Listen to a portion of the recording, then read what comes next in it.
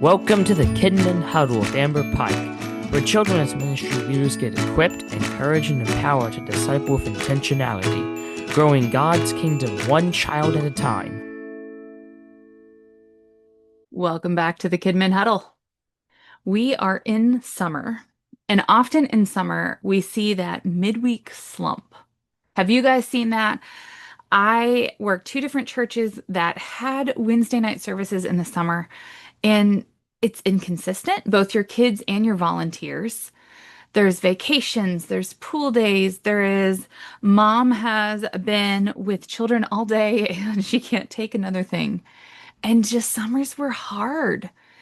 Kids don't have the consistency of school. They're not in that routine. So then who knows what child you're getting personality wise when they come in on Wednesday or Thursday. Around here in Kentucky, we do them on Wednesday. I know some of you do it on Thursday, but it was just hard. I think you kind of had more competition on Wednesdays, on midweek, than you did on Sundays. Sundays were still kind of a given unless you were out of town or something going on. But man, midweek, whew, it was tough. So I've got a couple of midweek slump solutions for you all. Now, one thing I want you to remember, just because attendance is inconsistent or hard, engagement, momentum might be slow or lagging, this doesn't mean that you can phone it in. Wednesday night, midweek services are still important in the summer, even if you just have one kid. If you have one or two kids, you still need to bring your A game because that is an hour of discipleship for that child. I mean, there were times when I had a lot of kids on Wednesdays, and there were times when my two kids were the only children that I had for Wednesdays. Give your full time, attention, and energies to that one or two children who are there. They deserve it. That hour still matters for them. But obviously, that's not the ideal, right? We don't want just one kid coming when we put in all of this work to prep and prepare for it. So, couple of ideas of things that you can do. What can you do? Well, think about maybe shaking it up. So maybe you're doing your regular Wednesday programming, but how can you shake it up without putting a lot of work on you? Because it's not just the kids who are often inconsistent or a little crazy in summertime, right? It's sometimes your volunteers. You might be working with less volunteer staff. Maybe you're wanting to give your regular school year volunteers the summer off because they're overwhelmed and they just need a little break. Well, think about how can you shake up summer with intentionality. So, hard nose for me would be movie day, just popping in a movie, or just going somewhere to play. Those are hard nose for me. What can we do with intentionality that is maybe going to shake things up, make it maybe a little extra exciting, maybe even be a draw that's going to draw kids to church when normally they might have opted to stay at their friend's house or go to the pool. So, what can you do? So, I had this in summer. The last summer I was at my last church, midweek attendance was just really struggling in summer. It wasn't great in school year. Just we had a lot of parents who worked and it was tough to get to church. Even though during the school year we provided a meal, summer we did not. So summer was tough. So I had a monthly thing. There was something that they would look forward to. One of the things that I did was a special tie-dye event. That coincided with a dress up day. It was tie-dye day, so I was in my tie-dye lab coat that I'd made for VBS previously because, you make or you buy these cool things and you don't get rid of them for sure, you just keep them. And everything was tie-dye themed. We had tie-dye activities. The kids got to tie-dye, lots of color things. I made this color praise game that a praise station, all sorts of fun stuff, but then they got to make a tie-dyed pillowcase and there was a devotion that went with it. And it was super fun. We had a great turnout that day. And it was a low prep event. I'm talking me and one other leader. Remember, I'm small church, but we totally did it without needing to call in extra hands. So, what is something like that that you could do that would be a draw, but not be a huge investment on resources, both time, energy, and money? If you're doing camp and VBS, those are your big things in the summer that are taking up lots of your time. Lots of volunteers, lots of resources. So, what could you do that is a great attendance drawing but intentional alternative? This tie-dye event, that was a great one that I really loved. We had a lot of fun. It is on my website, amberpike.org. You could do like a Lego event, the same thing. I had a have a really fun Lego event that we did. That would be a good midweek draw. Kids love Legos. They love to build, but it has intentionality. I did a car racing theme lesson series once that was a ton of fun in the summer. And one of the things the kids loved before service is I had a really cool 4-track Hot Wheels racer thing. If you've got kids who are into cars, could you make a really cool car themed event where there's intentionality? There's something that they're learning. It's not a big draw. Maybe it's a Hot Wheels day. If you've got a bunch of littles who love Hot Wheels, well, how can you tie that to your lessons? How can you make it intentional, but make it a draw? There's another church that I know who has bought my book, The Family Cookbook Devotional, and they're supplementing on Wednesdays in summer with this. So it's a really fun cooking night where the kids get to make something really yummy, but then they're in God's Word. Maybe you're going to have a cooking themed summer where they get fun aprons that they decorate and chef's hat, and they're making something delicious that they get to take home. And then they're getting into God's Word together. Highly recommend check out the Family Cookbook Devotional. That's a really fun idea that you can do. So, how can you shake things up without just popping in a movie or without just canceling services and renting a bounce house or walking across to the park? We don't want to just waste our time. That hour needs to be intentional. Back when I was struggling with Wednesday attendance, one of my Wednesdays, I did a Popsicles in the Park event during service time. I got my husband came as an extra chaperone. For us, our church was literally across the railroad track because we're a train town. So we just walked across the railroad track with extra chaperones, but it was a mission evangelism outreach for us, for our kids. We had popsicles and I had a big sign to make it less creepy because, I don't let my kids take popsicles from strangers. So we had a sign and we were passing out VBS invitations. So our kids were getting a little bit out of their comfort zone and inviting others to church. I did that on a Wednesday. It was a lot of fun. They got to have popsicles and I was so proud of my kids, even my shy ones who were going up and inviting someone to come to our vacation Bible school. That was a great shake it up, kind of out of the routine for us. Another thing that I did was theme days. The theme days were just for fun and excitement. And often, other than the tie-dye, that summer, the theme days didn't have anything to do with the lesson. There would be maybe like a coloring sheet or something that kind of tied it in at the pre-service activity. But for instance, pajama night. Pajama night was just for fun. And so it was built up like, wear your pajamas and it's going to be fun. And I had a purple unicorn onesie. It was great fun. I think I wanted an excuse to buy a purple unicorn onesie. But it was just something fun. And then service went on like normal. So would adding some theme nights to your midweek services, would that be a big draw for kids that's super low key? So if you had a luau night and you served Hawaiian printed cookies as a snack before, would that get kids coming out? Maybe you dress up in advance for your VBS theme. You haven't had VBS yet. Maybe you're late in the year like I am. Okay, this Wednesday, it's going to be Western night. We're going to work on our VBS theme song in advance so you guys know it. The winner gets the best costume, the best Western wear gets this cool prize. Maybe a simple competition in dress up with a small prize is going to incentivize kids to come on Wednesdays and make it fun and exciting. Maybe you're going to have a special snack, or maybe it's a church-wide thing. The last Wednesday in July, we're having a church-wide ice cream social after services. Make sure you're here. My last church would do that. We had a couple people who would make homemade ice cream, and that was always a big treat. So maybe you can add a little something like a theme day or a special thing. Maybe meals are really needed. My last church canceled meals in the summer, and I spoke openly against it, but I was not listened to because I knew my parents, and I knew that some of these parents could not get kids there in time for church and feed them because they worked. I was overruled. Maybe this is a case where you need to know your kids. My alternative was I had a lot of snacks. I bought some more substantial snacks for kids, and there was a snack box before Wednesday night because they were coming in hungry. Maybe you have special midweek dinners during the summer, pizza night, hot dogs, walking tacos, chicken nuggets, sub sandwiches. Maybe that's a draw for kids who maybe aren't getting a good meal in summer because of their home situation.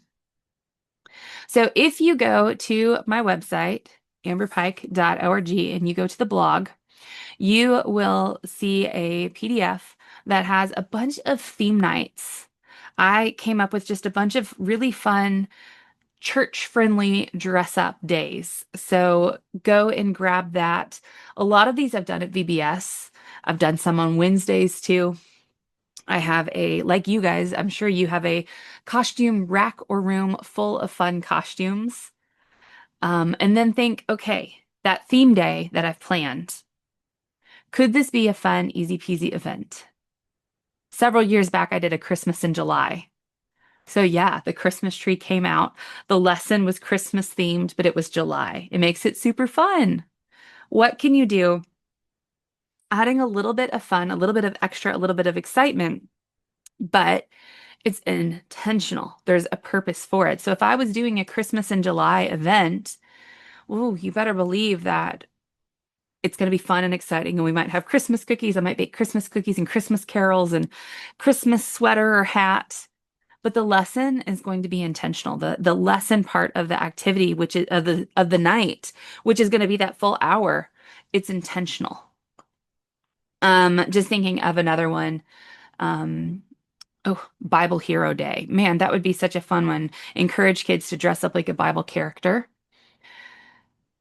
Award a prize for the best costume. And then maybe you're doing a standalone lesson on the overarching biblical narrative, God's one big story, and talking about how we have all these different people or places, events, things that happen in the Bible, but it's all telling us one big story.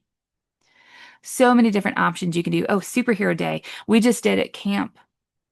We have theme nights and we did a superhero night. So, of course, I'm in my tutu and my cape, and it's super fun. And I played a game called Superhero or Super God. It's one that I have on my website, and it's okay, did a superhero do this or did a God do it? And it's a full body game and it gets the kids moving. Man, that would be a great night when you're talking about the attributes of God. So we're dressing up like superheroes, which is fun. Maybe you have a super themed snack that goes with the lesson. You've got a couple of games that are going to talk about God's attributes. And then full lesson, attributes of God. God is greater than any superhero. He's stronger than the Hulk. He's faster than the Flash. Do the full thing, but talk about God's omnipotence, his omniscience, his omnipresence. Talk about the fact that God is sovereign, God is holy. Whew, you could honestly do like a whole summer series just on that. But think about how can you add those little fun extras? Couple of reminders. Again, think about that one. That one matters. If one and only one family stays for that particular midweek, they needed to be there. So don't phone it in. Don't be like, well, I guess we're just going to pop in, some worship videos in color because there's no point in doing the full lesson. The other kids are going to miss out. No, don't do that. That one child needs to hear what you've prepared. Maybe that one child desperately needed a little bit more one-on-one relationship building with you. That one child is worth it. You keep doing the lesson. You're going to have to adapt. A game doesn't work as well with one kid as it would for the full classroom, but that's okay. Adapt. Have a backup plan in place of different things when you need to adapt. Maybe it's some trivia games. Maybe it's a praise activity, a prayer station. Be flexible, be ready to pivot when numbers have it, but don't waste that hour.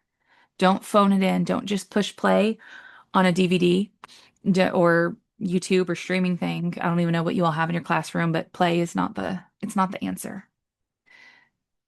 Give it your all this summer, even when it's hard.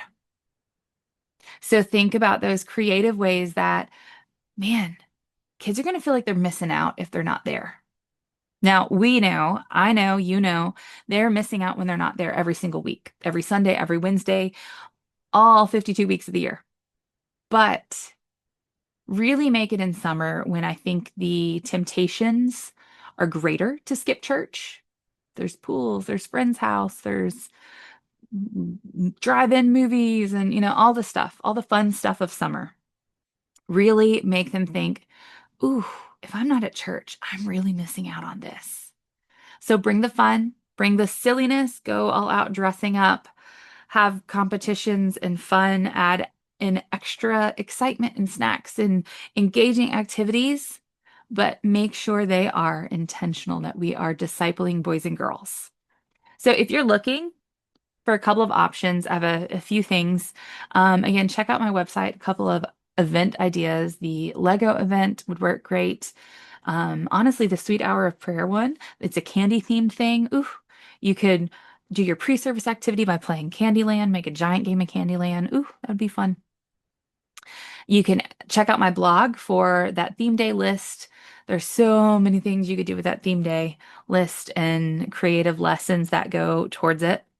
My newest book, the top 50 ordinary people, the top 50 Bible lessons about ordinary people and God's extraordinary plan. It's a mouthful. Sometimes I get the name wrong. It is a done for you thing. I have a church in Georgia that is loving using it in the summer because it's easy. The volunteers have all the stuff they need. It is a full lesson with crafts, activities, review games, the works. So it's easy on volunteers, but it's fun, it's interactive, it's exciting for kids. Renew Nation has a full year of midweek curriculum.